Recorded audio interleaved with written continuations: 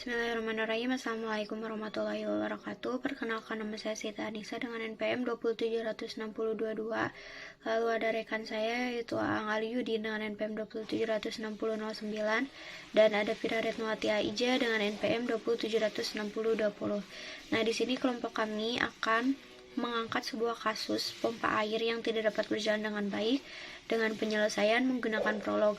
Prolog merupakan programming and logic, yaitu salah satu bahasa pemrograman logika yang didesain oleh Alain Colmar-Maurer dan Robert Kowalski pada tahun 1972 di Prancis. Nah, prolog sendiri masuk ke dalam declarative programming yang memerlukan kondisi untuk menggambarkan sebuah solusi. Penjelasan selanjutnya akan dijelaskan oleh Pira. Pada bagian 1 akan dijelaskan tentang cara download dan instalasi untuk tools yang digunakan, yaitu SWI Prolog. Untuk download, kita bisa masuk ke halaman www.swi-prolog.org/download/table. Dan kita akan masuk ke tampilan seperti pada gambar 1. Kita bisa mengunduh sesuai dengan binaries yang digunakan.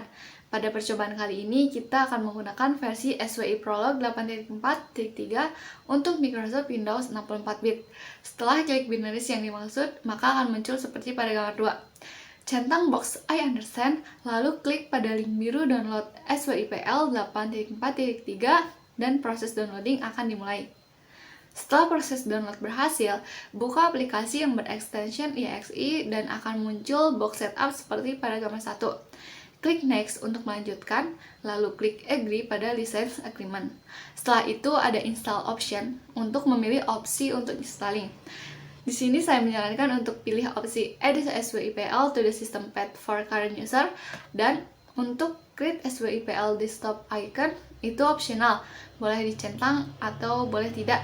Lalu klik Next. Selanjutnya memilih Start Menu Folder Shortcut, biarkan default, lalu klik Next dan tunggu proses installing selesai. Jika proses instalasi sukses, maka akan tampilan seperti pada gambar 8. Lalu klik Finish untuk menutup setup box. Selanjutnya poin 2, pengenalan lingkungan kerja SWI Prolog. Gambar pada layar merupakan main view atau halaman utama ketika aplikasi dibuka. Lalu menu yang pertama ada File, berisi consult untuk membuka file atau meload PL yang akan dikompil atau dieksekusi. Lalu ada Edit, digunakan ketika kita mempunyai file PL dan ingin mengubahnya pada notebook. Lalu ada New, untuk membuat file PL baru. Lalu ada Reload Modified Files, berfungsi untuk merefresh atau mereload file yang baru diedit. Lalu ada Navigator, untuk menampilkan navigator file atau yang sedang digunakan. Lalu ada Exit, untuk keluar dari tools. Lalu menu yang kedua ada Edit, berisi copy untuk menyalin sintaks dan paste untuk menempelkan sintaks yang telah disalin. Yang ketiga ada menu Settings. Menu ini digunakan untuk mengatur tampilan dari tools SWI Prolog seperti font, user init file, dan GUI preference. Lalu menu yang keempat ada Run, berisi interrupt untuk menyala program dan new thread untuk membuat thread baru pada konsol. Yang kelima ada Debug. Menu debug ini untuk membantu pengguna dalam mengidentifikasi bug pada program. Ada Edit Spy Point, Edit Exception, Thread Monitor, lalu ada Debug Message, lalu ada Cross Reference, dan Graphical Debugger. Lalu menu yang keenam ada Help.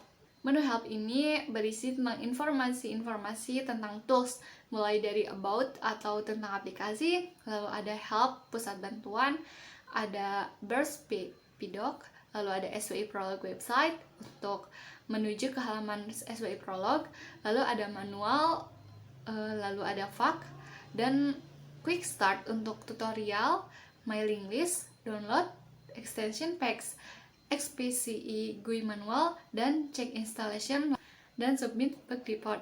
Untuk pembahasan selanjutnya, saya kembalikan kepada moderator. Terima kasih kepada Pira. Nah, selanjutnya saya akan menjelaskan tentang deskripsi kasusnya.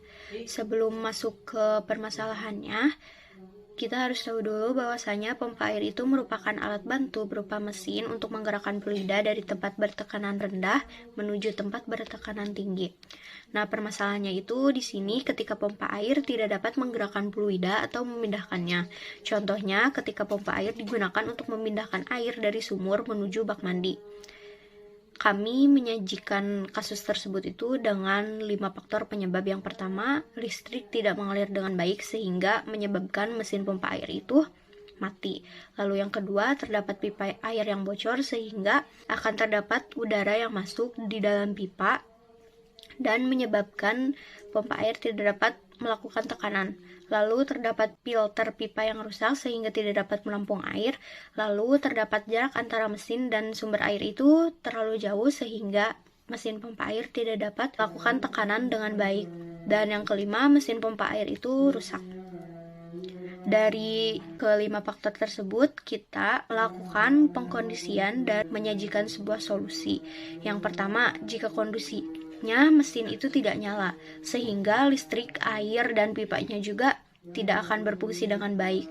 Nah, solusinya itu pastikan dulu sumber listriknya memiliki aliran listrik, lalu pastikan kabel terhubung sempurna dari colokan listrik ke mesin, lalu periksa saja setiap sambungan kabelnya itu jika ada.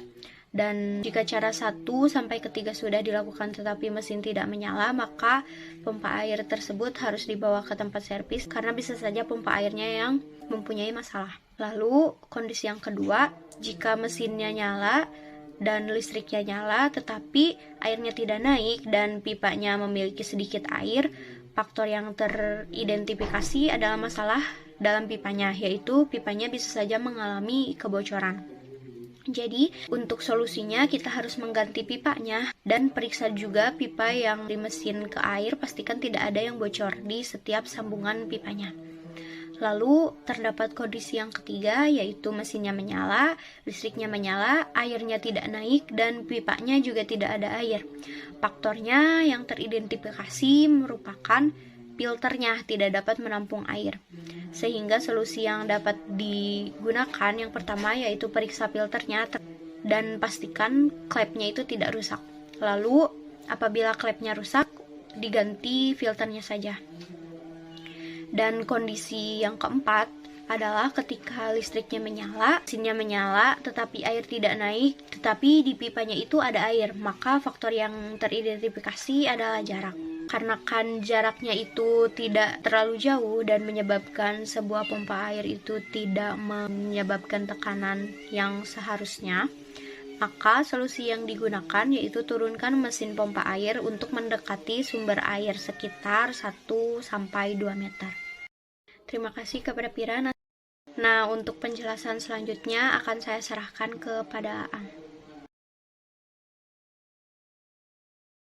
Kali ini saya akan menjelaskan penerapan kasus menggunakan tools, di mana kelompok kami membuat sistem pakar untuk mengidentifikasi permasalahan pada mesin pompa air. Nah, untuk mengidentifikasi terdapat beberapa faktor yang dapat dilihat dari beberapa kondisi. Yang pertama, faktor pipa. Kita dapat lihat dari kondisi listrik nyala, air naik tidak stabil, kondisi di pipa sedikit airnya. Kemudian faktor filter. Nah, faktor filter di sini dimaksudkan saringan yang ada di bawah pipa di sumber air. Nah, terdapat listrik yang nyala, air tidak naik, dan kondisi air di pipa tidak ada air. Kemudian untuk faktor jarak. Jarak di sini dimaksudkan jarak mesin pompa air ke sumber air. Untuk kondisinya dapat dilihat dari listrik nyala, air tidak naik, dan kondisi pipa ada air. Kemudian listrik di sini dimaksudkan jika listrik nyala, harusnya mesin juga nyala. Kemudian ini deskripsi mengenai solusi dari permasalahan-permasalahan yang sudah teridentifikasi. Misal untuk pipa, maka sistem memberi solusi bahwa periksa pipa yang dari mesin ke air, pastikan tidak ada yang bocor dari setiap sambungan pipanya. Begitupun dengan faktor-faktor yang lainnya. Untuk filter, ini untuk jarak. Kemudian ini untuk jika terjadi listrik nyala tetapi mesin tidak nyala. Nah, langsung saja ke penerapan running programnya menggunakan aplikasi SWI Prolog. Pertama kita konsult panggil file program yang tadi. Ini merupakan file program yang tadi dibuka di Visual Studio Code. Kita open saja.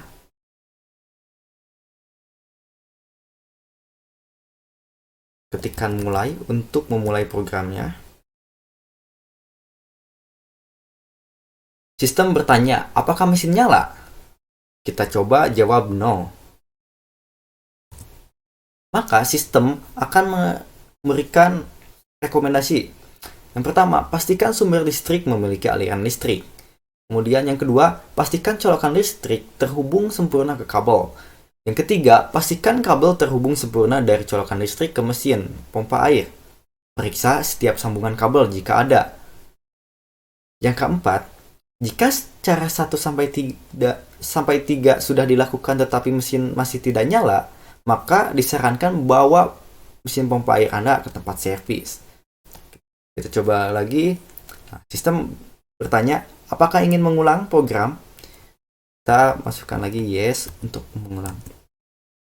Sistem menanyakan, apakah mesin nyala? Kita coba yes. Apakah air naik tidak stabil? Kita coba yes. Apakah pada pipa sedikit airnya? Kita coba saja yes.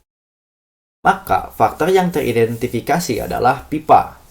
Sistem menyarankan periksa pipa yang dari mesin ke air, pastikan tidak ada yang bocor di setiap sambungan pipanya. Oke, kita coba lagi programnya. Kita ingin mengulang. Yes. Apakah mesin nyala? Yes. Apakah air naik tidak stabil? Masukkan saja no. Apakah air tidak naik? Jadi yes.